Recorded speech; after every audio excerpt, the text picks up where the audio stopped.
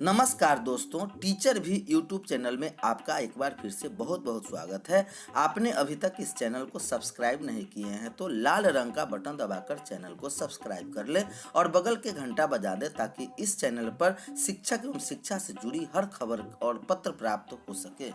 इस वक्त शिक्षकों के लिए मानव संसाधन मंत्रालय से आई बड़ी खबर। कहा, शिक्षा का हाल सुधारने के लिए जिला स्तर पर बनेगी रणनीति। नए सत्र में शैक्षणिक प्रदर्शन के आधार पर सभी जिलों की ग्रेडिंग होगी। इसके लिए अप्रैल से सभी 38 जिलों में अभियान चलेगी। इसी आधार पर सरकारी स्कूलों में शैक्षणिक व्यवस्था में सुधार का आकलन भी किया जाएगा।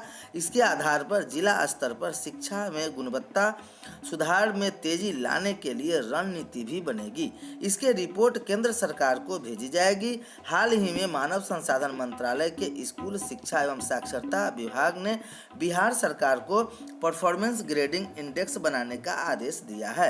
बच्चों की क्षमता का आकलन होगा। प्राथमिक से मध्य विद्यालय में जाने वाले बच्चों की प्रतिशत, भाषा, विज्ञान व गणित जैसे विषय में समझ की परख होगी। शिक्षकों के शिक्षण कार्य क्षमता विकास एवं कक्षाओं में उपस्थिति आदि का आकलन होगा। क्लासरूम ट्रांजैक्शन के तहत शिक्षण कार्य और बच्चों के पढ़ाई के तरीके का आकलन होगा।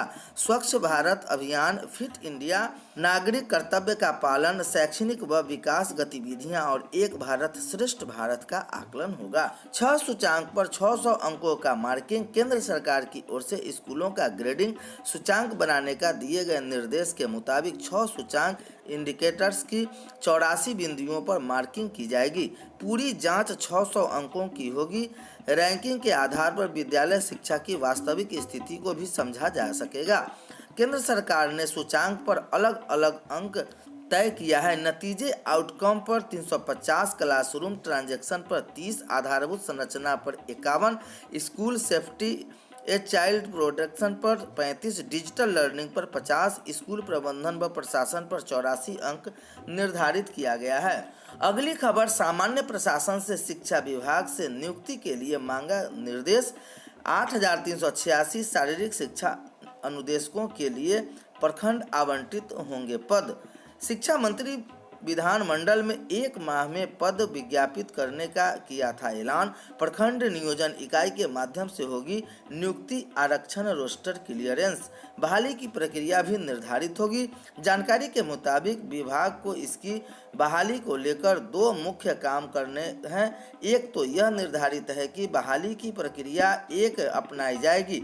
यदि नियोजन में नियोजित शिक्षकों की तर्ज पर यह नियुक्ति हुई तो प्रखंड नियोजन इकाई को नियुक्ति प्राधिकार बनाया जाएगा। दूसरा और मुख्य काम जो बचा है वह रिक्त पदों पर आरक्षण, रोस्टर क्लियरेंस के साथ ही विभाग की ओर से अभी जिलों को पद भी आवंटित करना है।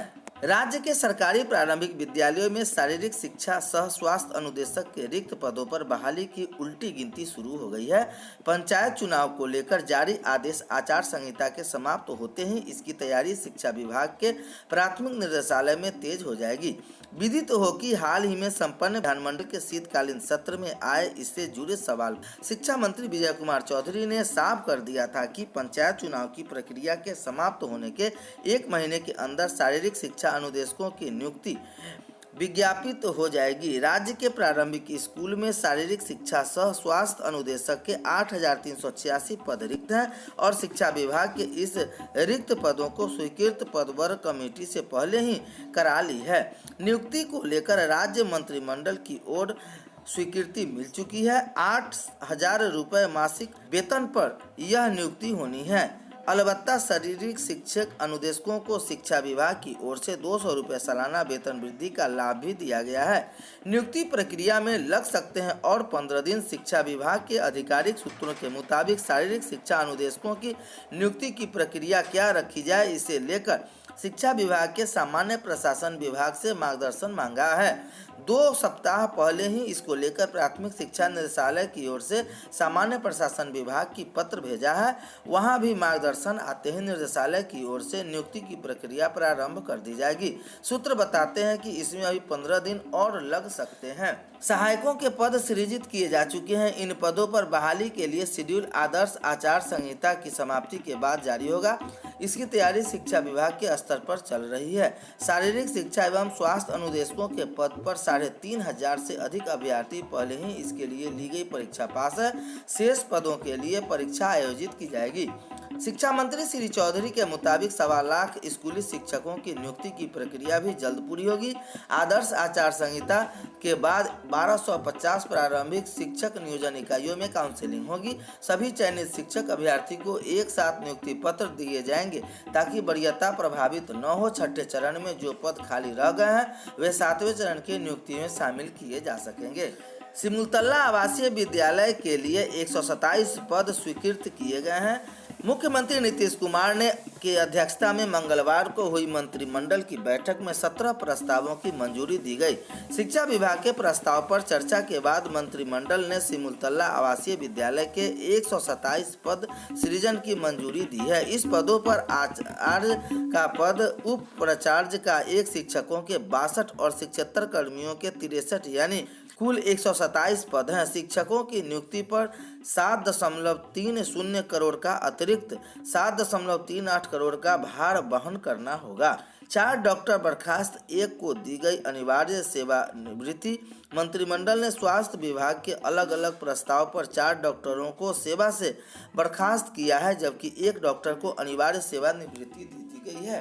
मंत्रिमंडल ने गोपालगंज के चिकित्सा पदाधिकारी डॉक्टर असलम हुसैन, सदर अस्पताल पूर्णिया व मेडिकल अफसर डॉक्टर मोहम्मद सबाह अंसारी, रेफरल अस्पताल छत्तरगढ़ किशनगंज डॉक्टर शिवानी सिंह और सदन अस्पताल किशनगंज में पदस्थापित डॉक्टर सुनील कुमार चौधरी को सेवा से बर्खास्त कर दिया है। डॉक्टर कविंद्र प्रसाद सिंह को प्राथमिक स्वास्थ्य केंद्र अतरी गया इतरी तत्कालीन मेडिकल अफसर में इन्हें अनिवार्य सेवानिवृत्ति दे दी गई है।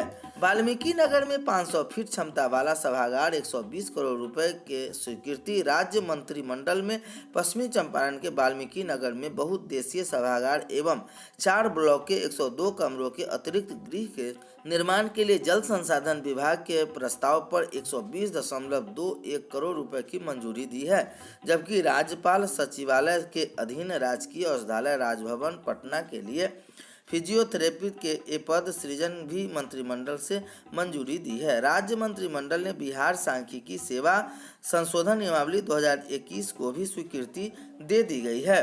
बीपीएससी 67वीं अगली महामारी के कोरोना से अधिक घातक होने के आसार है। विज्ञानी साराह गलबर्ट के भावी संकटों के तैयार करने को कहा है। भविष्य की महामारियां कोरोना से अभी अधिक घातक हो सकती है। हमें इस बीमारी के प्रकोप से सीखे गए सबक को व्यर्थ नहीं जाने देना चाहिए। दुनिया को यह सुनिश्चित करना होगा कि वह अगले वायरल हमारे लिए तैयार है। यह बात ऑक्सफोर्ड एस्ट्राजेनेका के वैक्सीन विकसित करने वाली टीम में शामिल विज्ञानी साराह गिलबर्ट ने कही। जॉन्स हॉपकिंस यूनिवर्सिटी के अनुसार कोरोना वायरस ने दुनिया भर में 52